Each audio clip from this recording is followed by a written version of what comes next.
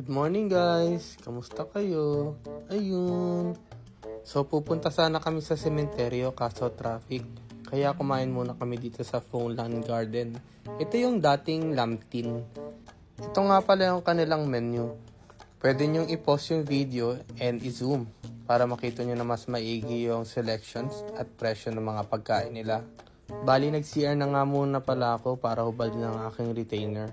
Maliit lang yung CR nila, pero okay lang basta may bidet. Pasok na sa banga. Nauna na nga dumating yung order namin na hakaw at kutchay.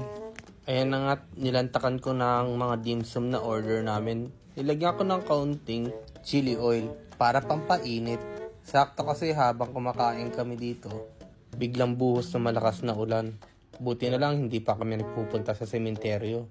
Nasaktuhan kami sana ng ulan. Ayun, nagdatingan na nga yung mga ulam. Hindi ko na nabidyohan kasi nagbibidyo ako ng ulan. Unang dumating yung pansit at saka yung sweet and sour pork. Sumunod na nga rin yung fish fillet with corn sauce at saka yung yang chow fried rice namin. Nauna na nga kumuha ng pansit si Papa. Paborito niya kasi yon.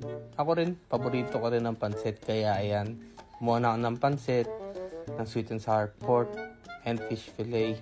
Masarap tong fish fillet. Medyo crunchy yung labas. Lasang corn soup. Ayan na, hinusgahan ko ng pansit. At ako'y napaso. Mainit pala. Puro kasi katakawan eh. So natuto na tayo kaya hinipan na natin yung pansit bago natin isinubo. Nilagyan ko na rin ng maraming chili oil kasi napansin ko masarap yung chili oil nila. Masarap din yung pansit.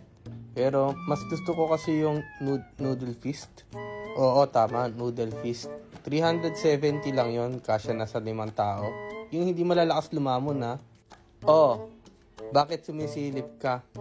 Tinitignan pala niya yung pagkain ko. Hindi ko raw siya binigyan ng pansit canton. Kumuha muna ako ng fried rice. Napansin ko wala pala siyang pansit. Kaya binigyan ko na lang din muna siya.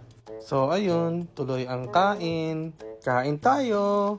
Kung gusto nyo rin matry dito sa Fonglan Garden Tea House. Dito lang to sa Banawe, corner Mariano Cuenco. Siya nga pala, pag pupunta kayo dito, maging handa kayo. Kasi maraming tao dito palagi. Kung nakita nyo sa unang part ng video, hindi rin sila tumatanggap ng ibang modes of payment dito. Cash basis lang. Magte-takeout nga sana kami ng noodle feast para kay mama at kapatid ko. Nagti-TikTok din sila. Follow nyo na din sila. Si I Am Brents at saka si Hazel Jang. Kaso ayun, purita na tayo. Malapit lang din kasi sila dito.